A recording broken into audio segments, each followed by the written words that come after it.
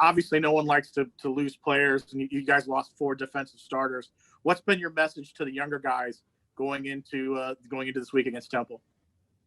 They're so trained to work every day. Focus on what's now, so to speak, and nothing has really changed from a standpoint of how we prepare and how we go about our business, so to speak. Okay, so we recognize that we don't have the 4 players there that are not here now, and obviously we had to deal with that the last ball game and kind of had to have that next man mentality, in which we talk about all the time, whether we lost a guy or whether somebody's not playing very well and somebody else got to go in there and step in and make make the difference. So it hasn't.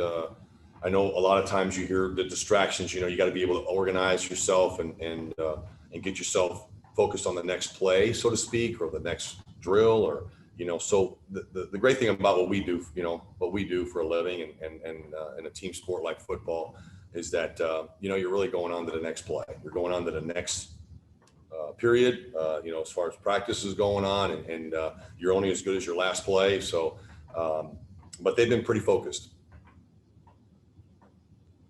Coach, can you speak a little bit about Derek Gaines's development here over the last few weeks? He had a big game against Tulane, got his first career interception, had another good game against Houston. Obviously, he's going to be playing a lot more from here on out. What have you seen? What kind of growth have you seen from Derek? Well, I think it starts from the day that Derek was here. Derek has been playing for us, a true freshman now, mainly on special teams. We talk about our players all the time on our team here. Especially the skill players. If you can't play offense and defense because you're a little bit behind as far as learning what the system is and how it goes, how you have to execute. You can play on special teams. That's where you're going to make that's where your confidence is built from, because it's a space play. Whatever team you're on, you have to make plays in space. You got to be able to block in space. And you really don't have to overthink it because it's not very complicated. You know what I mean? You got one assignment.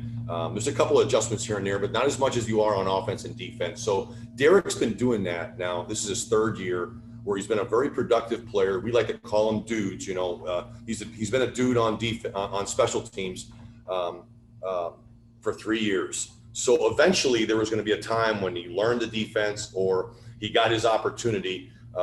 He's been a backup player at safety now. He knows all those positions at the back end, whether it's, all of them, so very detailed individual. So to see him have success, on the special teams part of it, but now when he plays defense, it's really cool to see. Obviously as a coach that deals with him every day since he's been here, but also for his teammates. He's a well-liked player.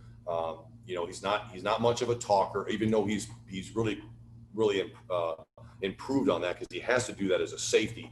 But the kids respect him. His teammates respect him. He is one guy that, he's kind of a lunch pail kind of guy. He's the same.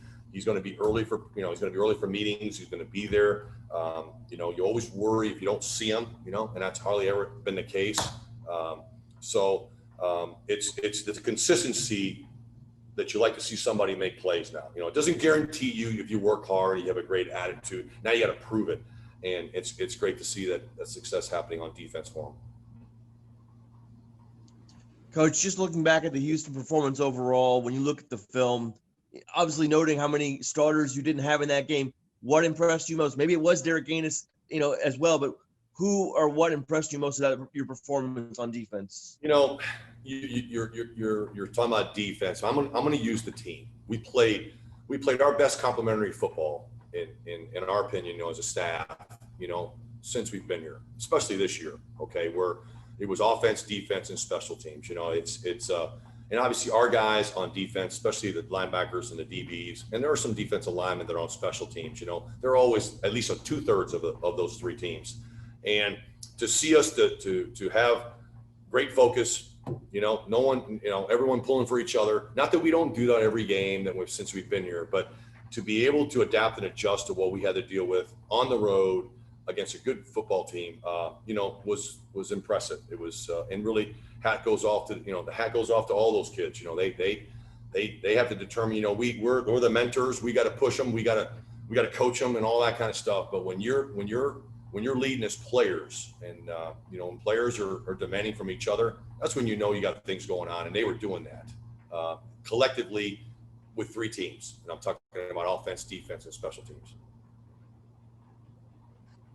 Coach, we just heard from Anthony Montalvo talking about how he's kind of stepped up as a leader and just his role. What have you seen from him in that role? And outside of him, who else on that team has kind of stepped up this year and in light of what's happened recently in that role?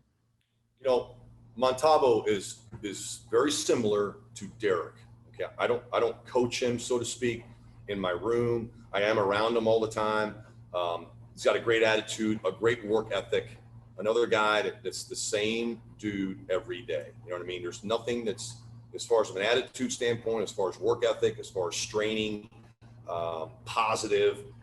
So when he continues to get he started making plays, and Anthony's done that, just like Derek Gaines, so to speak. Guys respect those 2 individuals. They respect Montalvo. Their actions speak loud, and so it now he becomes more vocal. And like I said about Derek Gaines, it's good to see him have success because now he has, he's got some what I call street credit. I mean, guys, respect him. So it's easy for him to get his point across with his peers. And again, it's great to have a guy like that on the line of scrimmage. Okay, obviously you want to get it out of your linebacker position, and you want to get it on the back end of it. Obviously on the defensive side of the ball, you still got a guy like Eric Gilliard, who's been very consistent for us now 3 years, sitting in the middle of our defense. Then you have a Richie Grant, and Aaron Robinson sitting in the middle of your defense at the 3rd level that have been very productive for us, and they're really good leaders, both on and off the field, and and also vocally have done it based off because of their playmaking. Willie, you guys got a couple of freshmen at the corner spots with Devontae and Corey. What have you seen from those guys, and how difficult is it as a true freshman to step in there and be able to contribute right away at that corner position? Yeah, it's tough. It's not easy. I mean, those guys are on an island. But what I've seen is progress. I want to say two different guys, obviously, from a standpoint of the progress. But Devontae, didn't have the early success that maybe Corey had, because Corey was here since January, and you saw that. But what we saw with Devontae, I thought around the middle of the Memphis game, came in and had some good playing time, and then also the next ball game, he made a couple plays, and then obviously the Houston game, confidence. I see the confidence coming. He's got the skill set. He's got the athleticism that you want at corner. He's handled the sense of being on an island, knowing that every offense is going to attack them. Corey obviously has a little bit more experience because he's been here, like I said to you, for a longer period of time. And he's been a little bit of an up and down, consistency. But in the last couple of ball games, he's really, like I just said about Devontae, Brown, is that he has really picked it up on a consistent basis about the positives. Obviously, he had his hand on the ball a couple of times, and just listening to his attitude, how disappointed he is that he should have 2 picks. It's becoming very mature, in the process, that he's that hungry. He's talking about it now, more aware that he needs to come through in those moments. Even though there's some plays there, they're supposed to, got to be great plays, but he expects it now. And at first, he was trying to learn everything, Now he's a little bit more comfortable in it and showing a lot more confidence, and it shows by his play. And then, Coach, we saw Devon Wilson for the first time this year against Houston. What did you like about Devon and his number of snaps against Houston? And then what can he add to your secondary through the rest of the season? Well, he's a very athletic, he's a very talented player. I mean, that's the first and foremost we saw.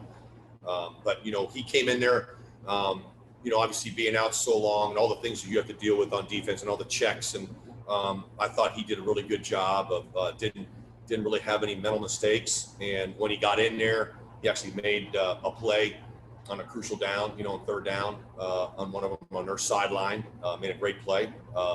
It's a little rusty, but you could see him now, getting that confidence back and getting the confidence of the coaching staff too and his teammates. It's not easy. It's not easy for a player to come into a program that's been very successful like UCF, even though he came from a successful program, but to kind of fit in, and he fits in. He's got a great personality. The players really like him, and he's got to do a good job with that, and every time you come in here, you're a new player, you come from another program. These guys have been around here for 3 years, the 3 years that I've been with them, obviously some guys are more, Richie Grant's been here longer, and the Aaron Robinsons, but they've accepted him and he's accepted, he's accepted them and them has accepted him as well. So it goes two ways there. I can only see nothing but positive moving forward. We're excited about it. Coach, looking forward to Temple.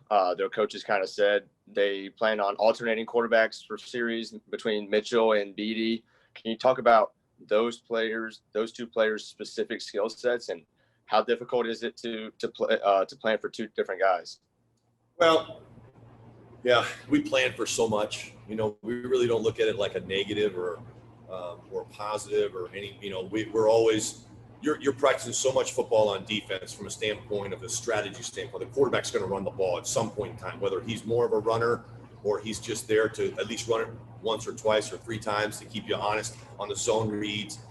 They run the quarterback power game. They run the zone read game. There's no doubt that Mitchell is probably more of a runner. He's a very talented, athletic kid. Not to take anything away from Beatty, but where he's a little bit more of a thrower. They're two different styles, but we prepare. Just like when we prepare for our offense. Dylan's not an explosive quarterback as far as the run game, but he's good enough to beat you. Both with his arm and with his feet. So we practice constantly on that, anyways. It's just knowing that when they're in there, you're probably going to get a little bit more of the run game. When they're in there, they're going to get a little bit more of their passing game.